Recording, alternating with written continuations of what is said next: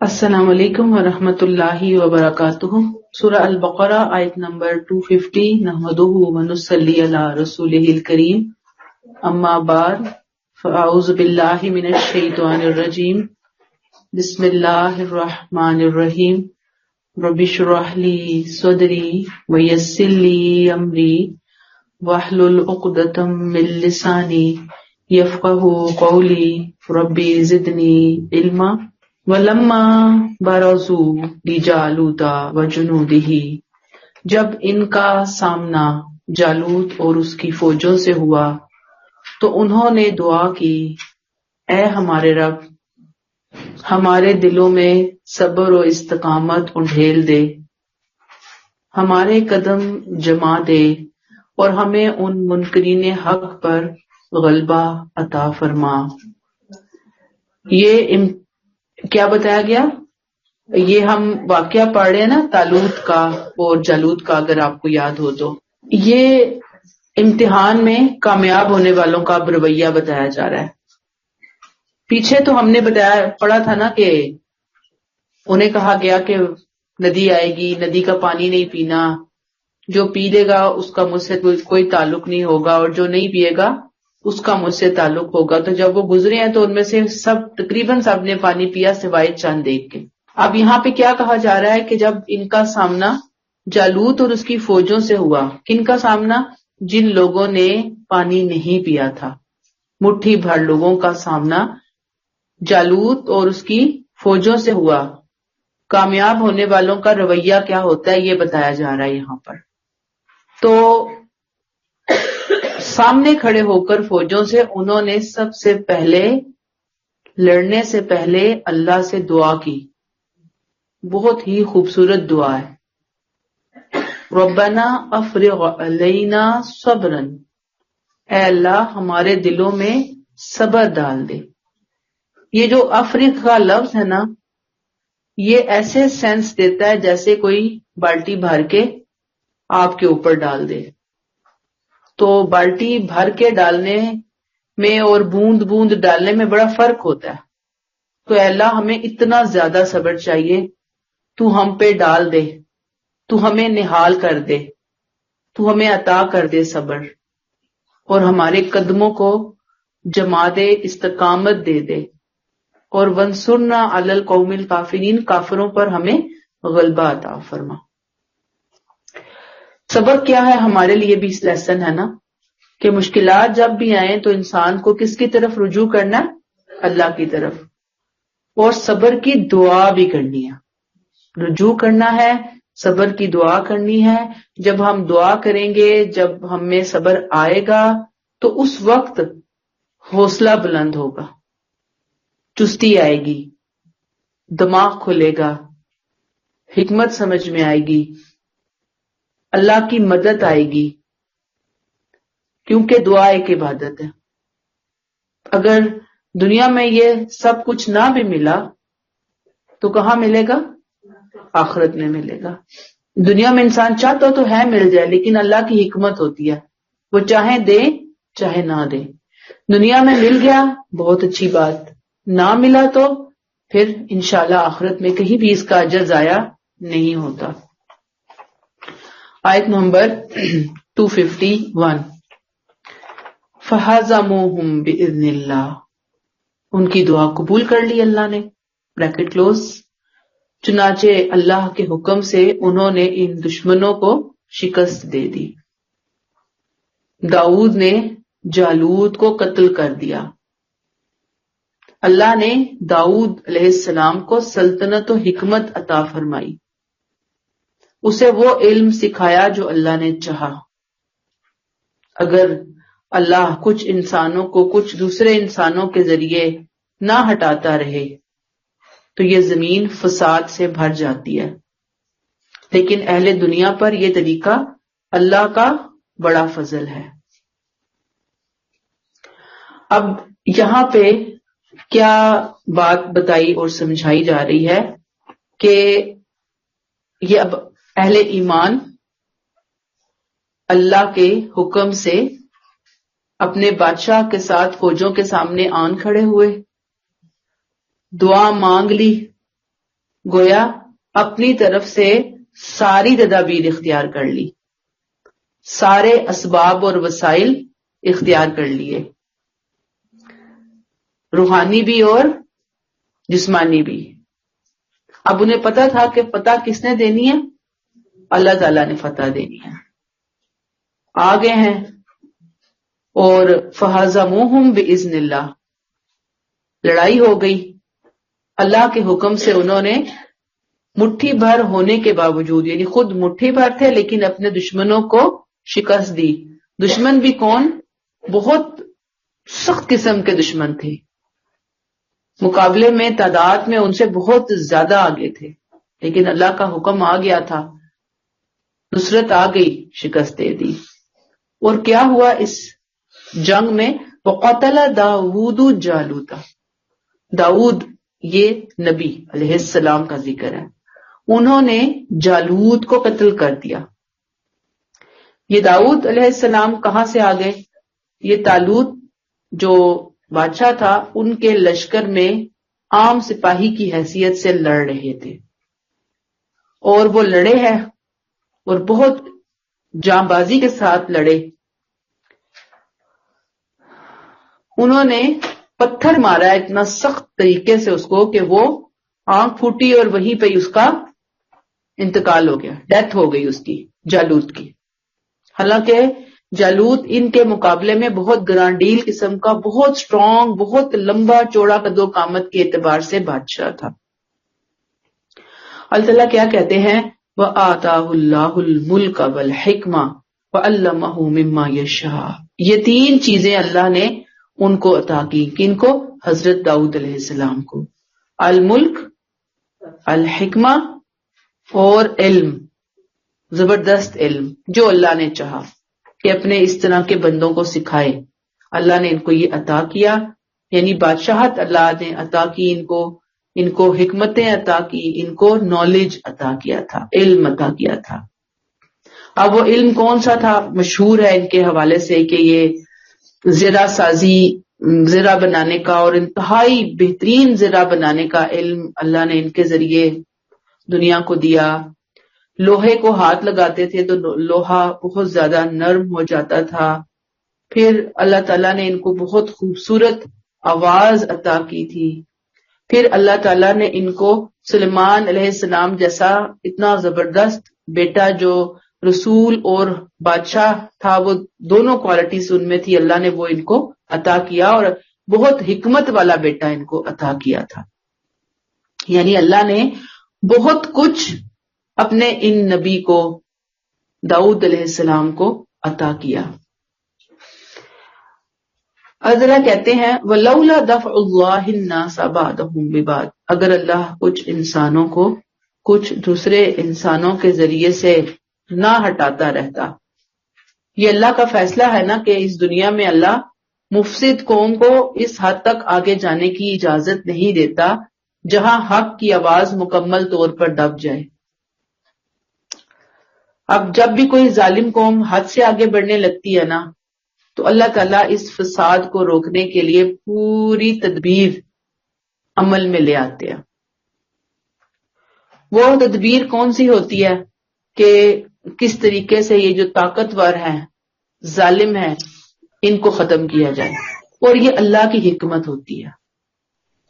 ورنہ عبادت گاہیں دنیا میں تباہ ہو جائیں، لوگوں کا دین ایمان خطرے میں پڑ جائے، سخت قسم کا دنگا فساد ہو جائے، اگر ون مین شو چلتا رہے پوری دنیا کے اندر، ایک ہی بندے کو، ایک ہی قوم کو کھلنے کا، پنپنے کا موقع دیا جائے، تو اللہ تعالیٰ ایک خاص ٹائم تک کسی ایک قوم کو، کسی ایک فرد کو طاقت میں آگے آنے دیتے ہیں، اس کے بعد اس کا زور توڑنے کے لیے کسی اور کو پیدا کرتے ہیں جو اس کا سر کچل دیتا ہے۔ اور جب سے دنیا بنی ہے یہ سسٹم ایسے ہی چل رہا ہے۔ اللہ تعالیٰ کہتے ہیں اللہ دور کرتا ہے، اللہ کچھ لوگوں کو سامنے آنے دیتا ہے، مہلت دیتا ہے، امتحان کریٹ ہوتا ہے، قتل و غارت گری گرم ہونا شروع ہوتی ہے، پھر اللہ کا ایک ٹائم پیریڈ مقرر ہوتا ہے کہ کب کس دوسری قوم نے اٹھنا ہے، کس دوسرے شخص نے اٹھنا ہے اس کا کلہ گما کرنے کے لیے. اور اللہ کہتے ہیں لفسدت الارض، زمین فساد سے بھر جاتی. یہ فساد سے روکنے کی تدبیر ہے جو اللہ تعالیٰ نے بتا دی. صالحین کے لیے اللہ تعالیٰ کہتے ہیں وَلَٰكِنَّ اللَّهَ ذُو فَضْلٍ عَلَى الْعَالَمِينَ، اللہ تعالیٰ اہل دنیا پر یہ فضل فرماتے ہیں اور یہ اللہ کا بڑا فضل ہے اہل دنیا کے اوپر. کون سا فضل؟ کہ یہ بعضوں کو بعضوں کے ذریعے ہٹانا، یہی چیز جہاد ہے. اسی کو جہاد کا نام آپ دیں گے. اور یہ جہاد اللہ کی ایک بہت بڑی عنایت ہے. میں آپ کو پہلے بتا چکی کہ جہاد کو کیوں لازم قرار دیا گیا. جہاد کا ایک ہی مقصد ہے اور وہ کیا ہے؟ ظلم کا خاتمہ.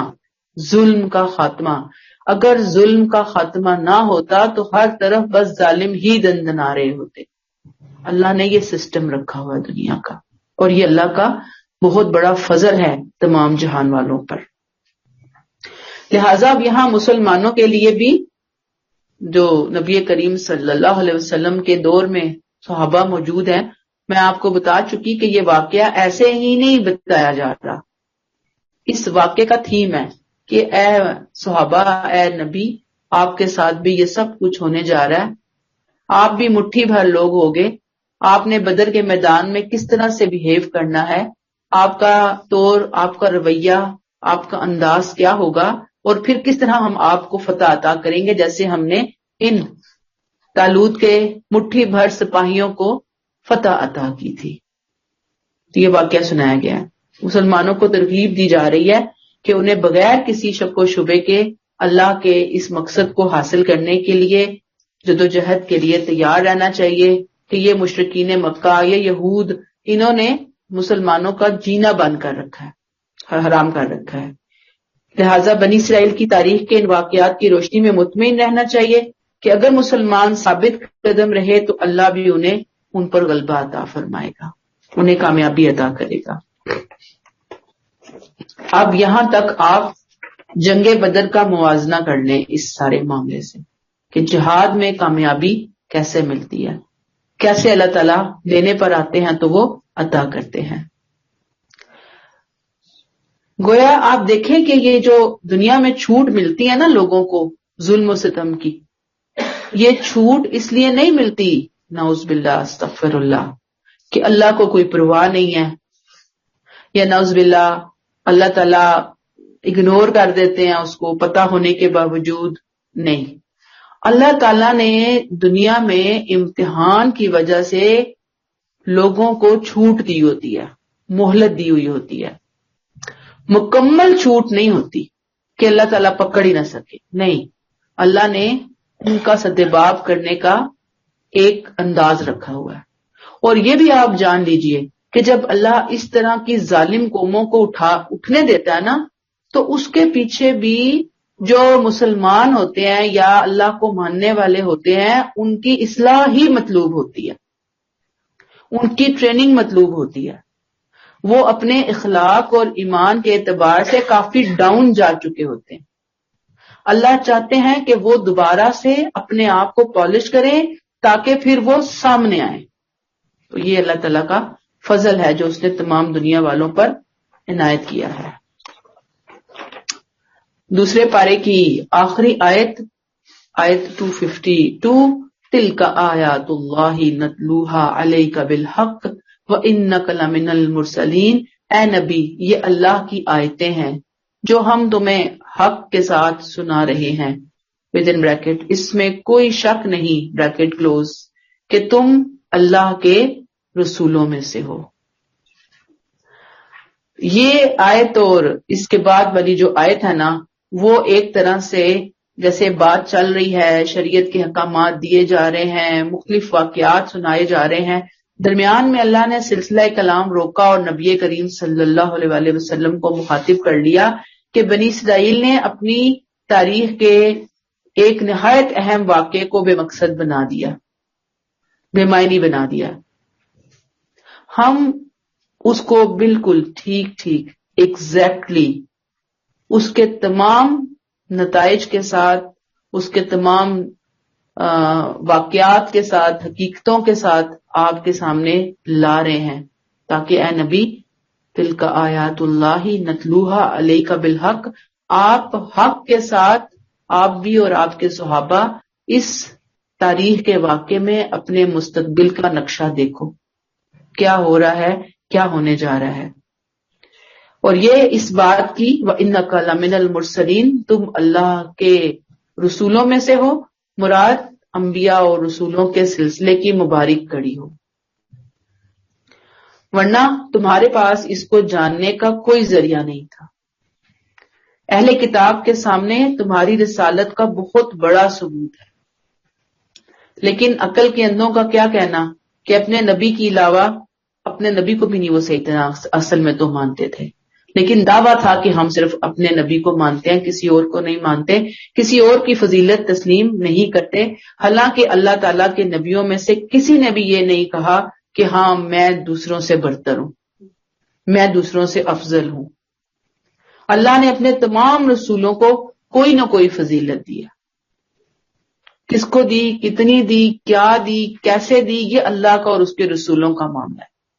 اللہ نے ہم انسانوں کو یہ نہیں کہا کہ ہم ان کی فضیلت کو ناپتے ماپتے پھریں، یہ فیصلے کرتے پھریں، لوگوں سے لڑتے پھریں کہ نہیں تمہارا نبی تو استغفر اللہ کم تر ہے، ہمارا نبی اعلیٰ۔ بھی سارے نبی پیغمبر اللہ کے بھیجے ہوئے ہیں، ہم کیسے کہہ سکتے ہیں کہ بھئی یہ چیزیں جو ہے وہ بہتر نہیں ہیں؟ یہاں تک کلیئر ہوئی آپ کو بات؟ تو اب آپ دیکھیں گے کہ اللہ یہاں پہ کہہ رہے ہیں کہ آپ کی مخالفت پر سارے اکٹھے ہو گئے، اے نبی آپ صبر کیجئے، انہیں ان کے حال پر چھوڑ دیجئے، اللہ چاہتا تو یہ کچھ بھی آپ کا، مسلمانوں کا نہ بگاڑ سکتے، لیکن اللہ نے ان کو مہلت دی ہوئی ہے۔ بات سمجھ میں آ گئی ہے؟ اب یہاں پہ قرآن یہ دیتا ہے کہ روایتی ایمان نہیں لاؤ، بلکہ ان واقعات کو پڑھو، جیسے بیان کیا جا رہا ہے ان کے بارے میں غور و فکر کرو، سوچو اور دیکھو کہ کس طرح سے اللہ تعالیٰ اپنے بندوں کی مدد فرماتا ہے، ماضی میں فرمائی ہے، مستقبل میں پھر فرمانے جا رہا ہے نبی کریم صلی اللہ علیہ وسلم کو دے کر، نواز کر۔ تو اب آپ دیکھ لیجئے کہ اللہ تعالیٰ نے نا قرآن میں نبی کو اللہ کا رسول ثابت کرنے کے لیے دلائل کے ڈھیر لگا دیے، کہا دل کا آیات اللہ نتلوہا علیک بالحق وانک لمن المرسلین، آپ مرسلین میں سے ہیں، اور اس کی سب سے بڑی دلیل یہ ہے کہ قرآن کو محفوظ کر دیا اللہ تعالیٰ نے، قیامت تک کے لیے محفوظ ہے، اس میں ایک حرف کا بھی نہ اضافہ نہ کمی۔ پھر سیکنڈ یہ کہ آپ کا کریکٹر اتنا زبردست طریقے سے امت کے ذریعے اس کو سامنے لایا گیا ہے، آپ کی سنتیں، آپ کی زندگی، آپ کا لائف سٹائل، سب کچھ لوگوں کے سامنے سیو کر دیا اللہ تعالیٰ نے۔ ہم پڑھتے ہیں، ہم جانتے ہیں۔ پھر اللہ تعالیٰ نے قرآن میں بتایا کہ پچھلے پیغمبروں کی پیشن گوئیوں کے مطابق ہی اگلے پیغمبر بھی آئے اور رسول بھی آئے، یعنی کہ ہر نبی نے اپنے بعد میں آنے والے پیغمبر کی خبر دی ہے، خوشخبری دی ہے۔ نبی کے بارے میں خوشخبریاں ابراہیم علیہ السلام سے آنا شروع ہو گئی کہ آ رہے ہیں، ایک پیغمبر نے آنا ہے، وہ دعا کر رہے ہیں، پیغمبر تشریف لا رہے ہیں۔ پھر اللہ تعالیٰ نے یہ بھی بتا دیا کہ جس طرح پہلے دن جب نبی آتا ہے نا تو آ کر وہ جو پیغام دیتا ہے اور جو پیشن گوئی کرتا ہے کہ اللہ کے حکم سے ہم غالب آ کر رہیں گے، یعنی جو پہلے دن پیشن گوئی ہوتی ہے آخر میں جانے سے پہلے وہ پیشن گوئی ضرور پوری ہوتی ہے۔ جیسے نبی کریم صلی اللہ علیہ وسلم تشریف لائے تو آپ نے پہلے دن مکہ میں جو اعلان کیا اللہ کے حکم کے حوالے سے، جب 23 سال کا میسج دے کر آپ رخصت ہو رہے تھے، پیشن گوئی پوری ہو چکی تھی آپ کی کامیابی کی، آپ کی کامیابی۔ یہ دلیل ہے نا ایک بہت بڑی کہ آپ کون ہیں، رسولوں میں سے ہیں۔ تو بات یہی ہے کہ اللہ تعالیٰ دعوت دینا چاہتے ہیں کہ ماننے والے مانیں اور اس سے اپنے ایمان کو پختہ کریں، مضبوط کریں۔ ٹھیک ہے، آیت نمبر 253۔ تلک الرسل فضلنا بعضهم علی بعض، ان رسولوں کو ہم نے ایک دوسرے پر فضیلت دی. کیسے؟ کہ ان میں سے کسی سے اللہ خود ہم کلام ہوا اور کسی کے درجے بلند کیے.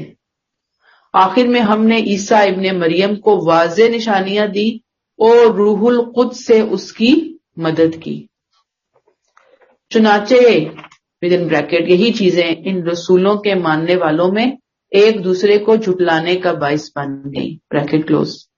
اگر اللہ چاہتا تو نہایت واضح دلائل سامنے آ جانے پر ان کے بعد آنے والے لوگ ایک دوسرے سے نہ لڑتے، مگر ان لوگوں نے آپس میں اختلاف کیا، اسی لیے کوئی تو ان رسولوں پر ایمان لایا اور کسی نے ماننے سے انکار کر دیا. تم کو نہ ماننے کی وجہ بھی یہی ہے اے پیغمبر، اگر اللہ تعالیٰ چاہتا تو یہ ہرگز آپس میں نہ لڑتے، مگر اللہ ودن بریکٹ اپنی حکمت کے مطابق بریکٹ کلوز جو چاہے وہ کرتا ہے. اب یہ جو آیت ہے نا، یہ بڑی ہی زبردست آیت ہے میرے اور آپ کے لیسن کے لیے، سمجھنے کے لیے. وہ رویہ جو امت مسلمہ کو قیامت تک اللہ کے رسولوں کے بارے میں اختیار کرنا ہے، لیکن انہوں نے وہ رویہ اختیار نہیں کیا، بلکہ ایک غلط رویہ اختیار کر لیا. اور صرف رسولوں محمد صلی اللہ علیہ وسلم کی امت کو نہیں، سارے رسولوں کی امت کو یہ رویہ اختیار کرنے کی ضرورت ہے. لیکن اب امتیں کیا ہو گئی ہیں؟ ایک دوسرے کی دشمن بن کر کھڑی ہو گئی. موسیٰ علیہ السلام کے فالوورز کہتے ہیں ہم نے عیسیٰ علیہ السلام کو نہیں ماننا، پھر وہ دونوں کہتے ہیں ہم نے محمد صلی اللہ علیہ وسلم کو نہیں ماننا، پھر عیسیٰ علیہ السلام کے فالوورز کہتے ہیں ہم نے موسیٰ علیہ السلام کو بھی نہیں ماننا. یعنی آپس میں ایک دوسرے کو ماننے کے حوالے سے انتہا درجے کے ضدی بن گیا، انتہا درجے کے مخالف بن گیا. اس بیس کے اوپر جنگیں ہو رہی ہیں. اللہ تعالیٰ یہاں پہ بتا رہے ہیں اے نبی صلی اللہ علیہ وسلم، آج یہ جو اہل کتاب آپ کی مخالفت کے لیے ایڑی چوٹی کا زور لگا رہے ہیں، اس کی وجہ کیا ہے؟ ان کی یہ غلط انڈرسٹینڈنگ، غلط روش. تلک الرسل، کہا نا کہ وَإِنَّكَ لَمِنَ الْمُرْسَلِينَ 252 میں کہ بے شک اے نبی آپ تو اللہ کے رسولوں میں سے ہو. یہ رسول ہے، ان رسولوں کو ہم نے ایک دوسرے پر فضلنا بعضهم علی بعض، ایک دوسرے پر فضیلت دی ہے. یہ فضیلت کسی نہ کسی خاص پہلو سے دی گئی ہے. یاد رکھیے، کسی کو ایک گوشے میں فضیلت دی، کسی کو دوسرے گوشے میں فضیلت دی. یہ ذہن میں رکھ لے کہ مکمل فضیلت نہیں ہے. اس کو اپنے ذہن، اپنے کنسپٹس کو ہمیں درست کرنا ہے. فضیلتیں ہر رسول کو اللہ نے دے کر بھیجا. مثلا اللہ نے خود بات کی آگے دیکھیں، اگر کوئی مطلق فضیلت ہوتی تو جب اللہ یہ مضمون لائے ہیں تو وہ بھی لاتے. مطلق مین 100% فضیلت کہ فلاں نبی تمام نبیوں پر افضل ہے. ٹھیک ہے، یہ بیان ہوتا نا یہاں پہ. اللہ تعالیٰ کہتے ہیں کہ ہم نے بعض کو بعض پر بعض معاملات میں فضیلت دی. مثلا منہم من کلم اللہ، ان میں سے کسی سے اللہ خود ہم کلام ہوا. کس سے ہم کلام ہوا؟ اللہ. کہاں پہ؟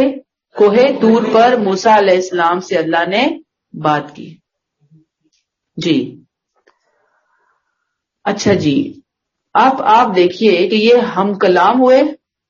ہم کلام ہونے کے باوجود لوگ ان کو نہیں مانتے، موسیٰ علیہ السلام کو. عیسیٰ علیہ السلام کے ماننے والوں نے موسیٰ علیہ السلام کا انکار کر دیا، انہوں نے ان کی فضیلت نہیں مانی. ورفع بعضهم درجات، اور کسی کے درجے بعض دوسری حیثیتوں سے بلند کیے. مختلف نبیوں کو بھیجا، ان کے درجات بلند کیے. اب دیکھیں نا، یہ آئے ہیں داؤد علیہ السلام بھی آئے، ان سے خل پہلے ہو کر گئے، اور اس کے علاوہ حضرت سلیمان علیہ السلام آئے ہیں، اور اس کے علاوہ بھی بہت سے انبیاء کرام تشریف لائے، اور آپ صلی اللہ علیہ وسلم ابراہیم علیہ السلام سے پہلے بھی بہت سے رسول آئے، لیکن یہاں پہ اللہ تعالیٰ نے جنرل بات کی، ورفع بعضهم درجات، ہم نے بعض کو بعض پر درجات کے اعتبار سے فضیلت دی، ڈیٹیل نہیں بیان کی کون سی فضیلت دی، کب دی، جتنی دی اللہ کو پتا ہے، اس کے رسولوں کو پتا ہے۔ وآتینا، مزید اللہ نے ایک اور مثال دی، پہلے موسیٰ علیہ السلام کی، منہم من کلم اللہ، اللہ نے کلام کیا، پھر کیا کہا، وآتینا عیسیٰ ابن مریم البینات، عیسیٰ ابن مریم کو واضح نشانیاں دی، معجزات دیے، وأیدناہ بروح القدس، اور روح القدس کے ذریعے ان کی مدد کی، یعنی کن کی مدد کی؟ عیسیٰ علیہ السلام کی۔ روح القدس کون ہے؟ جبریل امین کے ذریعے۔ آپ کو معلوم ہوگا کہ حضرت عیسیٰ علیہ السلام کو حضرت جبریل امین کے ذریعے بہت سے معجزات اللہ نے اپنے حکم سے عطا کیے تھے وحی کے ساتھ ساتھ، اور ان معجزات کو پایا تکمیل تک پہنچانے کی ذمہ داری بھی کس کی تھی؟ حضرت جبریل امین کی تھی۔ بہت سارے معجزات دیے اللہ تعالیٰ نے ان کو، آگے جا کر ہم ڈیٹیل بھی پڑھیں گے انشاءاللہ تعالی۔ پھر اللہ تعالیٰ کہتے ہیں وَلَوْ شَاءَ اللَّهُ مَا اقْتَتَلَ الَّذِينَ مِن بَعْدِهِم مِّن بَعْدِ مَا جَاءَتْهُمُ الْبَيِّنَاتُ، اگر اللہ چاہتا تو نہایت واضح دلائل سامنے آ جانے پر، یعنی نشانیاں آ جانے پر، ان کے بعد آنے والے لوگ ایک دوسرے سے نہ لڑتے، یعنی اللہ تعالیٰ چاہتے تو جبر کے ذریعے، طاقت کے زور پر، پریشرائز کر کے، استغفر اللہ، فورسفلی لوگوں کو 1 پوائنٹ ایجنڈے پر متفق کر دیتے، لیکن اللہ نے ایسا نہیں چاہا۔ اگر اللہ ایسا چاہتا تو کوئی شخص دنیا کا ایمان چھوڑ کر کفر کی راہ اختیار نہ کرتا، لیکن اللہ نے ایسا نہیں کیا۔ میں آپ سے پوچھتی ہوں، کیا اللہ نے زبردستی کی کسی سے؟ نہیں کی۔ کیوں نہیں کی؟ اختیار کو جو دے دیا، اللہ نے اختیار دیا تھا، آزادی دی تھی۔ اگر آزادی نہ دی ہوتی تو اللہ زبردستی کرتا۔ اب چونکہ دنیا میں آزادی ہے اور پھر اختیار بھی ہے، جو چاہے جس طرح کا چاہے عقیدہ اختیار کر سکتا ہے، اللہ نے زبردستی نہیں کی۔ لہٰذا اللہ تعالیٰ کہتے ہیں یہ بڑی زبردست بات ہے، اگر اللہ چاہتا تو کیا ہوتا؟ من بعد ما جاءتهم البینات، بینات کے آ جانے کے بعد، یعنی بینات بالکل کھلی نشانیاں ہوتی ہیں، ان کے بعد بھی لوگ ایک دوسرے سے نہ لڑتے، لیکن اللہ نے چونکہ نہیں چاہا، امتحان کے لیے لوگوں کو آزادی ملی ہوئی تھی، وَلَٰكِنِ اخْتَلَفُوا، لوگوں نے آپس میں اختلاف کیے، ایک نے کہا میں یہ نہیں مانوں گا، دوسرے نے کہا میں وہ نہیں مانوں گا۔ فَمِنْهُمْ مَنْ آمَنَ وَمِنْهُمْ مَنْ كَفَرَ، کچھ نے مانا اور کچھ نے انکار کر دیا۔ پھر کہا وَلَوْ شَاءَ اللَّهُ مَا اقْتَتَلُوا، پھر اللہ نے کہا اگر اللہ چاہتا تو یہ آپس میں ہرگز نہ لڑتے۔ اوپر بھی ہے وَلَوْ شَاءَ اللَّهُ مَا اقْتَتَلَ الَّذِينَ، پھر ہے وَلَوْ شَاءَ اللَّهُ مَا اقْتَتَلُوا۔ یہی وجہ ہے اے نبی، آپ کو نہ ماننے کے لیے بھی یہی پیچھے ریزن ہے کہ اللہ نے امتحان کی غرض سے آزادی دی ہے، فریڈم آف چوائس دی ہوئی ہے لوگوں کو، کسی نے ماننا ہے کسی نے نہیں ماننا۔ اللہ کسی کو دنیا میں کچھ نہیں کہے گا الا یہ کہ جب رسول موجود ہوں گے، اتمام حجت ہوگا، تو اس وقت جو اللہ کی طرف سے سزا آئے گی۔ ادروائز پوری دنیا میں ہمیشہ لوگ رہیں گے، ماننے والوں کا گروپ بھی اور نہ ماننے والوں کا گروپ بھی۔ اللہ تعالیٰ نے کہا کوئی بات نہیں، یہ اگر اللہ نہ چاہتا تو یہ نہ ہوتا۔ جب اللہ نے چاہا کہ کچھ یہودی ہوں، کچھ عیسائی ہوں، کچھ ہندو ہوں، کچھ سکھ ہوں، کچھ نہ ماننے والے ہوں، کچھ مسلمان ہوں، تو آپ بتائیں میں اور آپ کون ہیں جو اس فرق کو مٹانا چاہتا ہے؟ ہم مٹا ہی نہیں سکتے، یہ تو ڈے 1 سے اللہ نے فرق ڈال دیا۔ اپنی مرضی سے آئے لوگ، مانے۔ اللہ تعالیٰ نے ان کے لیے جنت کا فیصلہ کر رکھا ہے. جو نہیں مان رہے اور جان بوجھ کر نہیں مان رہے. ایک نہ ماننے والوں کی کیٹیگری وہ ہے کہ جن تک بات ہی نہیں پہنچائی گئی، بات سمجھائی ہی نہیں گئی ان کو، ان کا معاملہ ڈیفرنٹ ہے. اور ایک وہ ہے کہ جو جان بوجھ کے کر رہے ہیں. اللہ تعالیٰ خود دیکھ لیں گے کس کو کس کیٹیگری کے اندر مجھے رکھنا ہے. تو اللہ تعالیٰ نے یہاں پہ کیا بتایا؟ وَلَٰكِنَّ اللَّهَ يَفْعَلُ مَا يُرِيدُ. اللہ کی حکمتیں ہیں، اپنی حکمت سے وہ جو چاہتا ہے وہ کرتا ہے. اس نے یہی چاہا کہ وہ اس معاملے میں اپنے بندوں کے اوپر جبر نہ کرے. یہ اللہ کی حکمت ہے. اللہ کی حکمت میں کوئی نہ کوئی مصلحت ہوتی ہے. نبی کریم صلی اللہ علیہ وسلم کے سامنے اللہ نے اپنا یہ لا بیان کیا. رسول آئے، ہم نے فضیلتیں دی، کچھ کے درجات بلند کیے، کچھ سے اللہ کہتے ہیں ہم نے کلام کیا. عیسیٰ ابن مریم کو بینات اور جبریل امین کے ذریعے ان کی مدد کی گئی. اگر اللہ نہ چاہتے تو اتنی روشن نشانیوں کے بعد بھی لوگ آپس میں لڑتے جھگڑتے نہ، لیکن اللہ تعالیٰ نے ان کو اختلاف کرنے کی اجازت دی. کچھ نے مانا، کچھ نے انکار کیا. پھر کہا اگر اللہ نہ چاہتے تو وہ اختلاف نہ کرتے، لڑتے نہ، لیکن اللہ جو چاہتا ہے وہ کرتا ہے. گویا آپ صلی اللہ علیہ وسلم کو صحابہ کو تسلی دی جا رہی ہے ان آیات کے ذریعے کہ لوگ آپ کی ہدایت کے بارے میں قدر کریں گے کچھ اور کچھ نہیں کریں گے. آپ کی ذمہ داری ہے ان تک حق کا پیغام پہنچا دینا، اور بس. ماننے والے آ جائیں گے، نہیں ماننے والے پیچھے رہیں گے، ان کو میں خود دیکھ لوں گا، خود نبڑ لوں گا. اور یہ جو کچھ ہو رہا ہے نہیں مان رہے، یہ میری حکمت ہے، میرا علم ہے. کلیئر ہو گئی یہ بات؟ آیت نمبر 254. یا ایھا الذین آمنوا انفقوا. اے ایمان والو، آپ انہیں ان کے حال پر چھوڑیے. یہ جو لڑ رہے ہیں نا، یہ جو اختلاف کر کے بیٹھے ہوئے ہیں مسلمانوں سے، آنا نہیں چاہ رہے، آپ انہیں ان کے حال پر چھوڑ دیجئے. آپ کیا کیجئے، آپ لوگ کیا کیجئے، جو کچھ مال ہم نے تمہیں دیا ہے اس میں سے خرچ کیجئے، خرچ کرو اس میں سے. اے مسلمانوں، اس میں سے خرچ کرو. یہ لڑائی جھگڑوں میں پڑنے کی بجائے آؤ میں بتاؤں تمہارے کرنے کے کام کیا ہیں. تم حقوق اللہ اور حقوق العباد کی ادائیگی کیسے کرو. اس میں سے جو کام اب فوراً یہاں پہ لسٹ میں ڈالا گیا وہ خرچ ہے. اتنا امپورٹنٹ کام ہے جو اللہ بار بار اس کو ریئلائز کرواتے ہیں. خرچ کرو جو ہم نے تمہیں دیا. اس میں سے خرچ کرو جو ہم نے تمہیں دیا قبل اس کے کہ وہ دن آ جائے، قیامت کا دن، جس میں نہ خرید و فروخت ہوگی، نہ دوستی کام آئے گی، نہ کوئی سفارش چلے گی. اور حقیقت یہ ہے کہ اس دن کا انکار کرنے والے اپنی ہی جان پر ظلم ڈھانے والے ہیں. پیچھے آیت 245 میں ہم جہاد اور انفاق کا حکم پڑھ کر آئے ہیں. درمیان میں کچھ آیات اللہ نے پھر ایڈ کی وضاحت کے لیے، بات سمجھانے کے لیے، مختلف سوالات کے جواب کے حوالے سے. اب اللہ نے دوبارہ اسی انفاق کے مضمون کو اٹھا لیا کہ اللہ کے ہاں جو کام آنے والی چیز ہے نا، وہ یہ لڑائی جھگڑے نہیں ہیں، بلکہ کیا ہے، اللہ کی راہ میں جان اور مال کی قربانی ہے.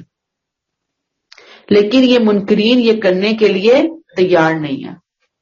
انہوں نے اپنے طرف سے اللہ کے ہاں سفارشی گھڑے ہوئے ہیں، اس کے اوپر بھروسہ کر کے بیٹھے ہوئے ہیں. کتنی بڑی حماقت ہے. والکافرون هم الظالمون، کتنا ظلم کر رہے ہیں یہ. تو اب اللہ تعالیٰ تم سے کیا کر رہے ہیں؟ انفاق کا مطالبہ کر رہے ہیں. یا ایھا الذین آمنوا انفقوا مما رزقناکم من قبل ان یاتی یوم. اے لوگو خرچ کرو.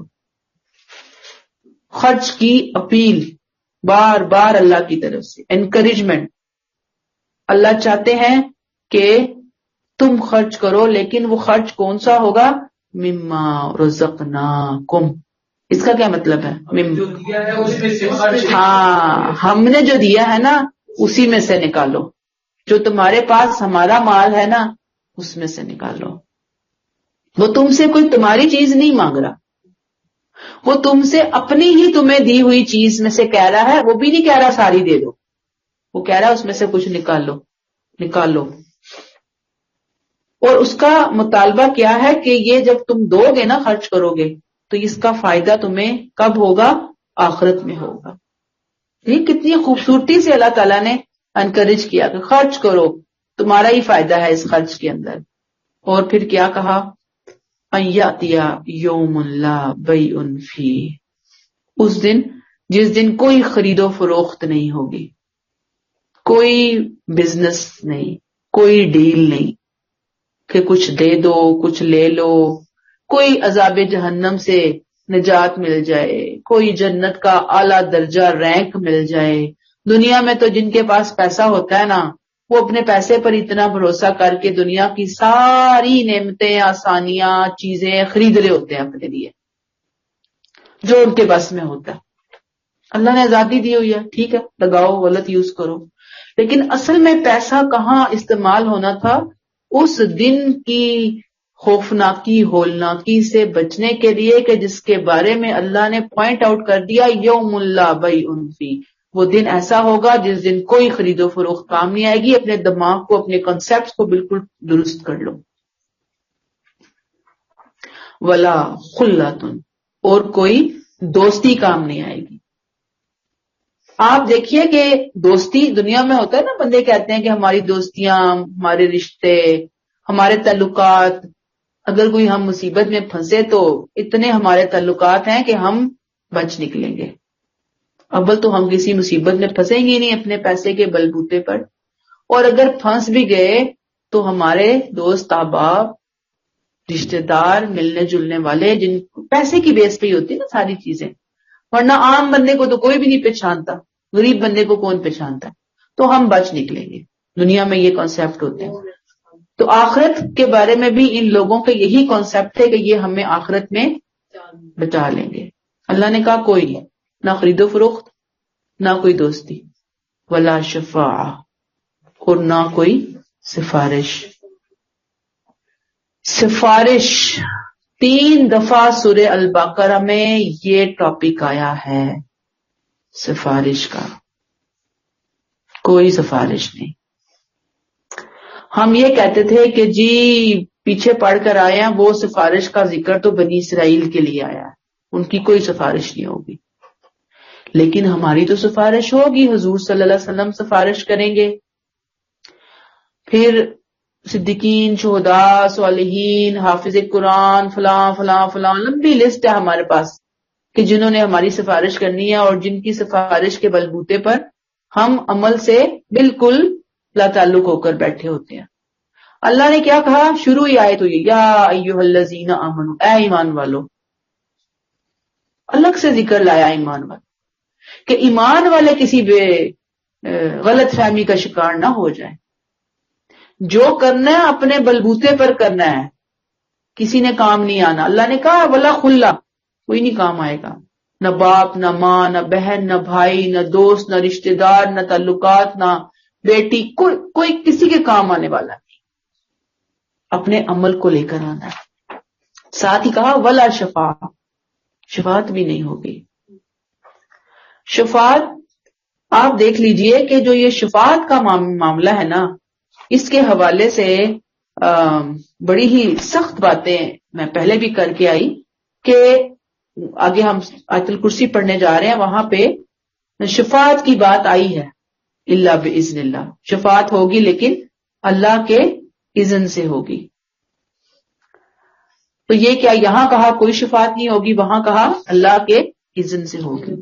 دیکھیں دو کیٹیگریز تو بالکل کلیئر ہے نا، ایک جہنم میں جانے والی کیٹیگری اور ایک جنت میں جانے والی کیٹیگری. درمیان میں ایک گروپ ہے کہ جو مارجن پہ اگر اس کو چاہیں اللہ تعالیٰ تو مارجن پہ پاس کر کے اس کو جنت میں ڈالا جا سکتا ہے. تو مارجن اور گریس مارکس کا مطلب کیا ہوتا ہے کہ اس نے کچھ نہ کچھ کام کیا ہے لیکن کمی کوتاہی رہ گئی ہے. اب اس کو 2 3 4 نمبر دے کے اس کو کیا کیا جائے گا؟ جنت کی انٹری دے دی جائے گی. وہ جو 2 4 نمبروں کی کمی والے لوگ ہوں گے نا، ان کا اللہ وہاں پر علیحدہ گروپ بنائیں گے، لیکن وہ بھی اپنی سزا وغیرہ بھگت کے.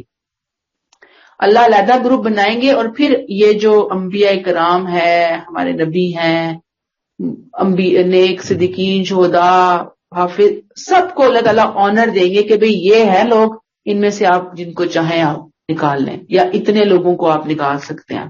ٹھیک ہے، مطلب ہر ایک کو شاید تعداد بتائی جائے گی یا کیا ہوگا. ایسا نہیں ہوگا کہ وہ اپنی مرضی سے آئیں اور آ کے نکال کے لے جائیں، یہ نہیں ہوگا. جو اللہ بتائیں گے کہ یہ گروپ ہے پورا اللہ کی نظر میں، ان کی کچھ نہ کچھ اعمال تھے، تو بات پھر وہی آ جاتی ہے کہ کچھ نہ کچھ اپنے عمل کی پونجی ہمیں ساتھ لے کر جانی ہوگی. ساتھ ہی اللہ نے کہا والکافرون هم الظالمون، اس دن اس حقیقت کا انکار کرنے والوں نے اپنی ہی جان پر ظلم ڈھانے والے ہیں، اپنے آپ پر ظلم کر ڈالا، اخلاقی پستی میں خود کو خود ڈالا، غلاظت میں خود ڈلے رہے. آپ یہ ماننے کی پوزیشن میں نہیں ہے. سچائی سامنے آئی، انہوں نے نہیں مانا، لہذا توفیق بھی ختم ہو گئی. تو انکار کرنے والے اللہ کی نظر میں کون ہے؟ ظالم ہے. انکار کس کا کیا جا رہا ہے؟ آخرت کا، ان تمام باتوں کا. ٹھیک ہے، یہاں تک کلیئر ہو گئی بات. آیت نمبر 255. کون اللہ جس سے تمہارا آگے جا کر واسطہ پیش آنا ہے؟ آیت 254 میں تمہیں کہا گیا اس دن سے بچو، وہ دن آنے والا ہے. اس دن معاملہ صرف اللہ کے ہاتھ میں ہوگا. وہ اللہ کون ہے اس کا تعارف اس دنیا میں کروایا جا رہا ہے. اس کو پہچانو، اس کے ساتھ اپنے تعلقات بہتر بنانے کی کوشش کرو. اللہ لا الہ الا ہو، اللہ کے سوا، اللہ جس کے سوا کوئی معبود نہیں ہے. الحی القیوم، وہ زندہ ہے اور سب کو قائم رکھنے والا ہے. یعنی زندہ اور قائم رکھنے والا، یعنی ساری کائنات اسی پر منحصر ہے. خود بھی زندہ ہے، پوری کائنات کو سنبھالے ہوئے، قائم رکھے ہوئے. لا تاخذہ سنۃ ولا نوم، وہ نہ سوتا ہے نہ اسے اونگ لاحق ہوتی ہے.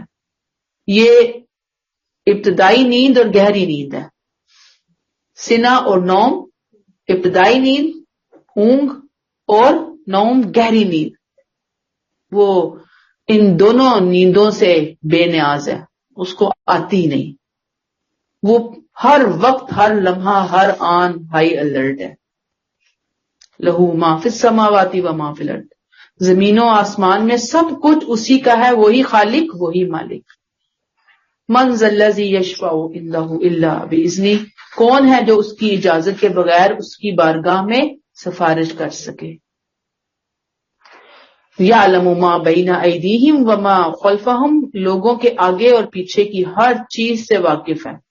آگے اور پیچھے سے مراد ماضی، حال، مستقبل، وقت کی قید سے آزاد ہو کر ہر چیز کو بالکل پرفیکٹلی وہ جاننے والا ہے.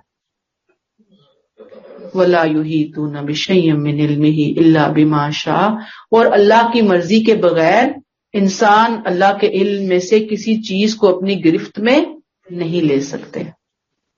وَسِعَ كُرْسِيُّهُ السَّمَاوَاتِ وَالْأَرْضِ، اس کی بادشاہی آسمانوں اور زمین پر چھائی ہوئی ہے. وَلَا يَئُودُهُ حِفْظُهُمَا، اور ان دونوں کی حفاظت اس کے لیے کوئی مشکل نہیں. وَهُوَ الْعَلِيُّ الْعَظِيمُ، وہ بہت بلند ہے، بڑی عظمت والا ہے. اسے ہم آیت الکرسی کہتے ہیں. الحمدللہ ڈیلی روٹین میں ہوتا ہے کہ ہم آیت الکرسی پڑھیں. آپ صلی اللہ علیہ وآلہ وسلم نے فرمایا کہ جو ہر فرض نماز کے بعد اس کو پڑھے نا تو انشاءاللہ، اور وہ پڑھے گا کیسے؟ سمجھ کے پڑھے گا. کوئی چیز اسے جنت میں جانے سے نہیں روک سکتی. یعنی انسان جو ہے نا ہر فرض کے بعد اس کو، ہر فرض جو رکھتے ہوتی ہے نا، فرض رکھتے 3 ہیں، 2 ہیں، 4 ہیں، تو سلام پھیر کے جیسے پڑھتے نا اللہ اکبر، استغفر اللہ، استغفر اللہ، اللہم انت السلام، تو یہ آیت الکرسی بھی ایک دفعہ پڑھنی ہے ہمیں. یہ ہمارے نبی کا ہمیں ایک طرح سے تعلیم انہوں نے ہمیں دیا. پھر ایک اور صحابی سے آپ سے نے پوچھا کہ سب سے عظمت والی آیت کون سی ہے؟ تو انہوں نے کہا کہ اللہ تعالیٰ جانتے ہیں. آپ نے پھر سوال دہرایا تو انہوں نے کہا کہ لا الہ اللہ لا الہ الا اللہ. آپ نے کہا تمہیں تمہارا علم مبارک. یہ آیات کی سردار ہے. انسان خود کو ریئلائز کروائے. یاد رکھیے کہ یہ جو آیات ہیں یہ کوئی چھو منتر نہیں ہے. جسٹ کچھ الفاظ نہیں ہیں جو ہم رٹ کر بس ان کو ادا کر لیں. نہیں، یہ آیات ہمیں توحید کا زبردست شعور اور تعارف عطا کرتی ہیں. یہ ہمیں بتاتی ہیں کہ ہمیں صحیح نقطہ نظر کون سا اختیار کرنا ہے، اور پھر یہ چیزیں ہمیں پروٹیکشن دیتی ہیں. بہرحال ہمیں ان صفات کا شعور حاصل کرنا ہے، اپنے آپ کو بار بار ریئلائز کروانا ہے کہ زندگی کے بارے میں ہمارا رویہ کیا ہوگا، اللہ سے ہمارا تعلق کیا ہوگا.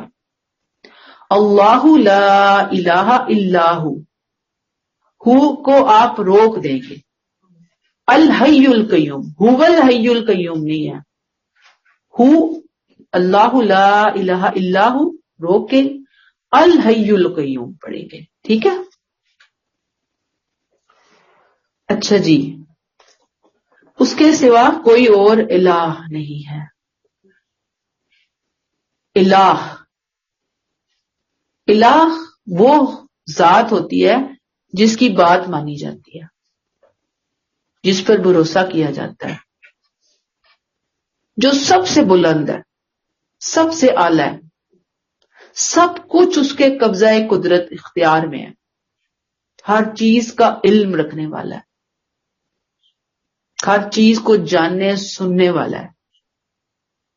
الہ وہ ذات کہ جس سے سب سے زیادہ محبت کی جائے،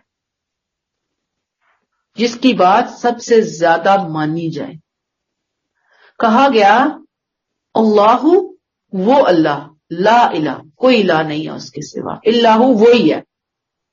کوئی شرک، کوئی اور ذات ایسی دنیا میں ہے ہی نہیں کہ جس کو ہم اللہ کے برابر لا کر اس سے اس طرح سے عقیدت رکھیں یا اس کے اوپر بھروسہ رکھیں. پھر آگے اللہ نے ثبوت دیا کہ اس کو الہ کیوں مانا جائے.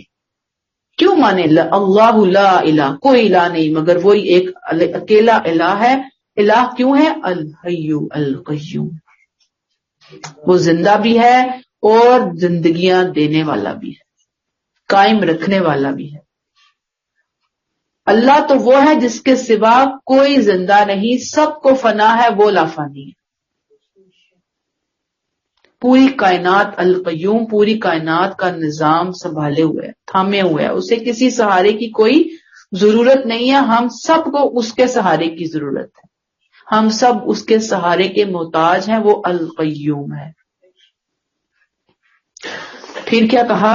لا تأخذہ سنۃ ولا نوم، وہ نہ سوتا ہے اور نہ اسے اونگ آتی ہے. مراد اللہ کی اس کا الہ ہونے کے دلائل دیے جا رہے ہیں نا. الحی ہے، القیوم ہے، لا تأخذہ سنۃ ولا نوم، نہ نیند ہے نہ اونگ ہے، یعنی غفلت کے اثرات سے آخری درجے میں وہ پاک ہے، بے نیاز ہے.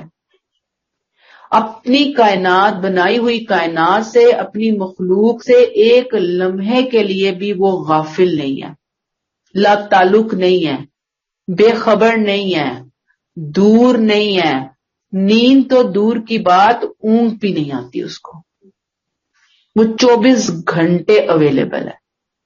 بتائیں دنیا میں کون سی ایسی ہستی ہے ہماری عزیز سے عزیز، محترم سے محترم، کہ جو 24 گھنٹے ہمیں اویلیبل ہو؟ کس میں اتنا اسٹیمنا ہے؟ اتنے ہم بے بس ہیں کہ چند گھنٹوں کی اگر ہم نیند نہ لیں تو پاگل ہوئے پھرتے ہیں. پھر اس کے علاوہ ہماری ذمہ داریاں، ہماری ڈیوٹیز، ہمارے معاملات اتنے زیادہ ہیں کہ ہم چاہتے ہوئے بھی دوسرے کے لیے وہ نہیں کر پاتے جو ہمیں کرنا چاہیے یا کر سکتے ہیں، کرنا ہو ہمیں. صرف کرنے والی ذات کون سی ہے؟ اللہ تعالی.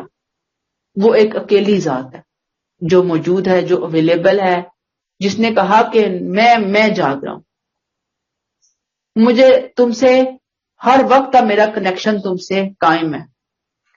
یعنی کہ ایک طرح سے پاور ہاؤس گرڈ اسٹیشن سے بجلیاں چل رہی ہیں، ہمیں بس اپنا جب چاہیں ہم پلگ آن کریں اور اب ہم چارجنگ شروع کر دیں، اس کے تعلق اس کے ساتھ اپنا کنیکشن اپنی ڈیوائس لگا کر اپنے معاملات ٹھیک کر لیں. لہو ما فی السماوات و ما فی الارض. اب یہ سب الہ کی ڈیفینیشنز آگے وضاحتیں آ رہی ہیں کہ کیوں ہے وہ الہ، کیوں ہے وہ الہ. دیکھیں اتنی بڑی بڑی ذات ہے، زندہ ہے، اسے کوئی زندگی نہیں دیتا، وہ خود سے خود زندہ ہے، باقیوں کو زندگی دینے والا ہے، وہ غافل نہیں ہے، نہ اونگ ہے نہ نیند ہے. پھر لہو ما فی السماوات و ما فی الارض، زمین اور آسمان کا خالق اور مالک وہ اکیلا ہے، تنے تنہا ہے. ہمارے پاس تو سب امانت ہے، میں اور آپ تو ہم سب کرائے پہ ہیں، کرائے دار ہیں. ہر چیز میری ظاہر میری باطن، میرے رب کی میرے پاس امانت کو ہم یوں سمجھیں گے جب مجھے یہ سمجھ آئے گی کہ میرے پاس کرائے پہ آئی ہوئی ہے وہ چیز. کرائے پہ بھی پھر بھی آپ کرایہ کچھ نہ کچھ دے رہے ہوتے ہیں، ایک فیل کرے نا کرائے کے اس تصور کو، تو پھر شاید سمجھ آ جائے گا امانت کا مفہوم کہ ہم اللہ کو کرایہ بھی نہیں دے رہے ہوتے. ایک سانس لینے کا ہی ہم کرایہ نہیں دے رہے ہوتے، ہم دیکھنے کا ہی کیا کرایہ دے دیں گے اپنے رب کو. لیکن کرائے کا مطلب یہ ہوتا ہے کہ کوئی چیز کسی کے پاس عارضی ہے، اس نے چھوڑ کر نکل جانا ہے، اس نے پرماننٹ نہیں رہنا. کرائے کے مکانوں پہ ہم رہنے کے کانسیپٹ ہم نے دیکھے ہوں گے، کبھی کوئی رہا بھی ہوگا کرائے کے مکان، یا اپنے ارد گرد کسی کو دیکھا ہوگا کیسے زندگی ہوتی ہے ان کی. تو دنیا ایسے ہی ہے، ہر چیز، ہر تعلق، ہر رشتہ، ہر صلاحیت، ہر چیز جو مجھے ملی ہے وہ سب تھوڑی دیر کے لیے، چھوڑ لینا ہے، مجھے چلے جانا ہے، مجھ سے لے لی جانی ہے. اصل مالک کون ہے؟ مالک مکان کون ہے اصل میں؟ اللہ تعالیٰ. من ذا الذی یشفع عندہ الا باذنہ، کون ہے جو اس کی اجازت کے بغیر اس کی بارگاہ میں سفارش کر سکے؟ کوئی بھی نہیں کر سکتا نا. تو سفارش کرنے کا اختیار کس کے ہاتھ میں ہے؟ صرف اور صرف اللہ تعالیٰ کے اختیار میں. اصل میں نے پھر وہی آپ کو بات بتائی کہ سفارش ہوگی لیکن اس کی مرضی سے ہوگی. اور یہی دیکھیں، میں نے آپ کو پہلے بتایا، پہلے آیا کہ بنی اسرائیل کا ذکر آیا سفارش میں، پھر بنی اسماعیل مسلمانوں کا ذکر آ گیا. اب یہاں پہ اللہ نے بتا دیا کہ ہاں سفارش ہوگی لیکن میرے حکم سے ہوگی، میری مرضی سے ہوگی. یہی قرآن پڑھنے کا طریقہ، یہی قرآن پر ایمان لانے کا طریقہ ہے کہ ہم قرآن پر غور و فکر کریں، اللہ کی دی ہوئی عقل استعمال کریں. تو بہرحال سب فیلیئرز کو نہیں نکالا جائے گا، یاد رکھ لیں سفارش کی بنیاد پر. یہ سفارش ہوگی لیکن گریس مارکس والوں کی ہوگی.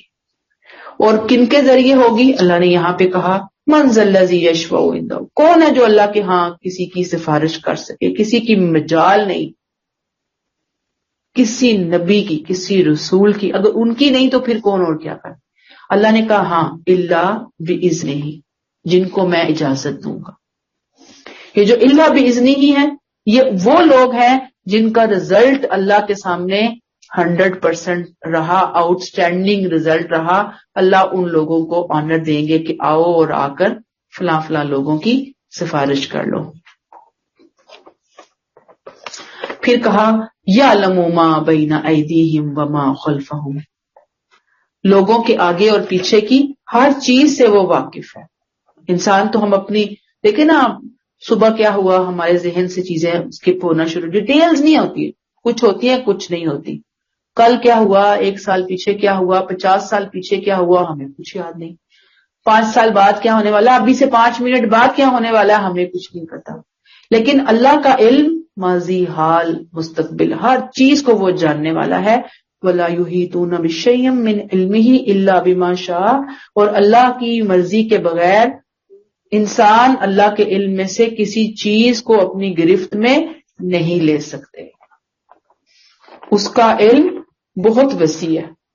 الا بما شاء، الا بما شاء، جتنی اللہ توفیق دے، اپنے علم میں سے جتنا کسی کو دینا چاہے، سکھانا چاہے، انسان صرف اتنا ہی جان سکتا ہے.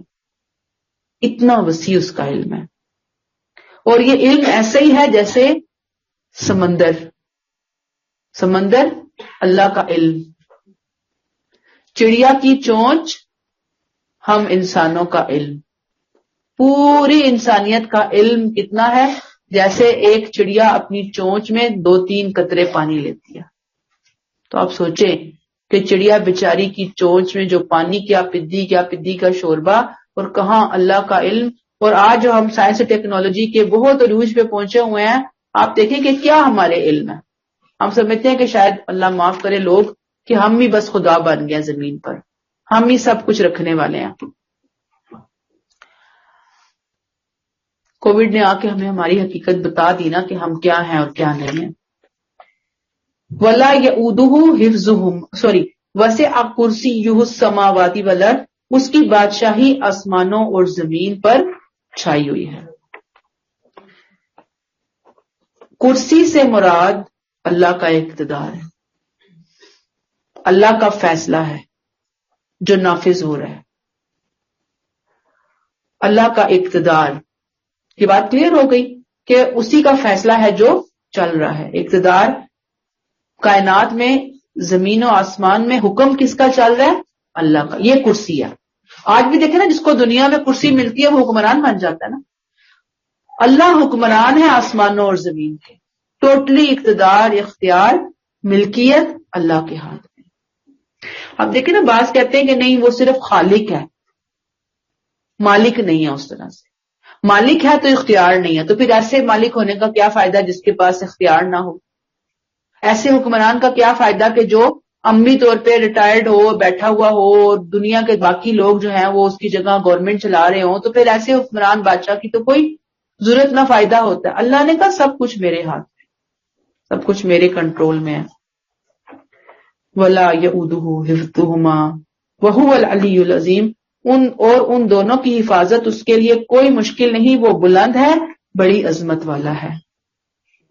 یعنی اتنی بڑی کائنات اور اس کائنات کی دیکھ بھال اس کے لیے کوئی مشکل نہیں ہے. انتظام مشکل نہیں ہے، اسے تھکن نہیں ہوتی. آج آپ دیکھیں کہ ہمیں آج اپنا گھر سنبھالنا پڑتا ہے، اور فیملیاں ہیں جن کی بچے ہیں یا مہمانداریاں ہیں، سوچیں کہ کیا حالت بنی ہوئی ہوتی ہے.